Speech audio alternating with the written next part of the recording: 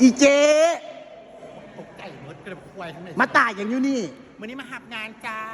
เลิศงานอย่างอีกละคือมาเปลี่ยนอาชีพตลอดหับงานดูแลลูกค้าน้องเทคเคจะบอกเจ้าสาวจ้า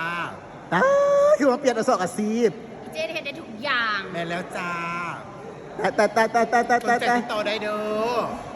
ทีมงานจะไม่พูดไหนเนี่ยล่ะทีมงานเท่าบ่าเด็กก็จะมีน้องสาวนุกดีโนรีสาวน้ำฝนโอ้ยสาวตะวัน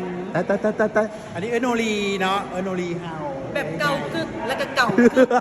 ถ้าจะใช้บริการและติดต่อมาโลดบอกเลยว่ารับประกันซื้อจ้า BB เอากระดาษ Organizer เลิศเด้อติดต่อหาพวกเขาได้เด้อเลิศอันหลักๆมาได้มาออกกันออกกันในทุกเคสของลูกค้าที่บอกอันหลักๆก็มาซกจูบซกกุซายแล้วก็มาหาเจ้าบ่าวที่แท้ไปเบิ่งกับเจ้าต่อนเหี่ยวด้วยเนาะบ่ได้บ่เว้าอ้าย